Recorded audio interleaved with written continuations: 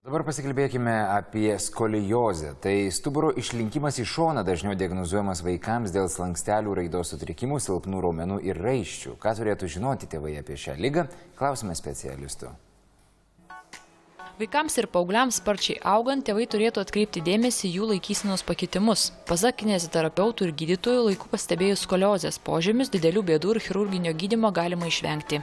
Negydoma skoliozė gali pažeisti stuburą, pakenkti vidaus organams. Skoliozė tai yra stuburo šoninis krypimas į šoną, bet iš tikrųjų tai yra daug sudėtingesnė būklė, nes šoninis krypimas tai yra tik tai viena iš 3 pagrindinių dalių.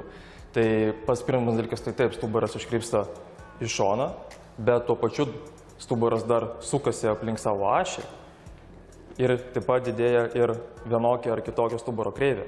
Tai iš tikrųjų skoliozė tai yra iškrypimas pagal 3 ašis, o ne tik tai pagal 1.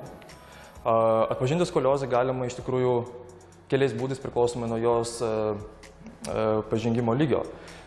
Jeigu skoliozė yra labai pažengusi, tai dažniausiai atsiranda kupra, atsiranda tam tikros labai akivaizdžios deformacijos ir jau nepastebėta yra tikrai sudėtinga, bet dažniausiai problema yra būtent tas ankstyvas atpažinimas. Ir vienas iš tokių labiausiai ir efektyviausių testų, tai yra vadinasi Adamso testas, ir ką reikia padaryti, tai žmogų paprašyti tiesiog sudėti rankas ir pasilenkti priekį. Jeigu, sakykime, vaikas turi kažkokį tai iškrypimą į vieną arba į kitą pusę, bet tuo pačiu pasilenkiant, arba kad dar galima padaryti, tai yra paguldžius vaiką arba pakabinusi tą kreivę išsitiesnę, reiškia, tai tikrai nėra skoliozė, tai yra kažkoks tai funkcinis sutrikimas. Bet jeigu, sakykime, mes matom, kad yra kažkoks iškrypimas į dešinę ir paprašom ją pasilenkti, pasilenk dabar gerai, taip, ir įsivertinant būklę mes vis tiek matom, kad tas iškrypimas jisai išlieka, tai tada tikrai tikėtina, kad tai yra skoliozė.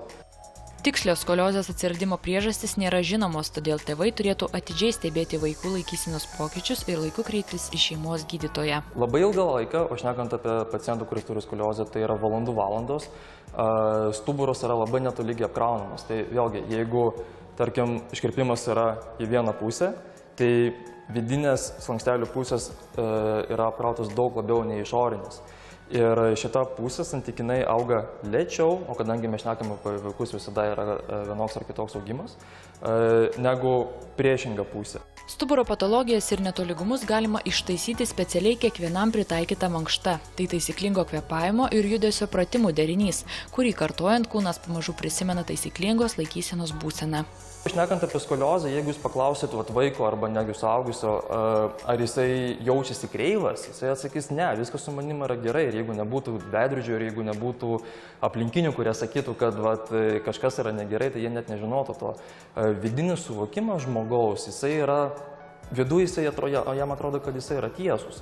Todėl tas pasakymas iš tikrųjų tai yra klaida pasakyti vaikui, išsities. Jisai visų pirma nesupranta, kas iš jo yra norima.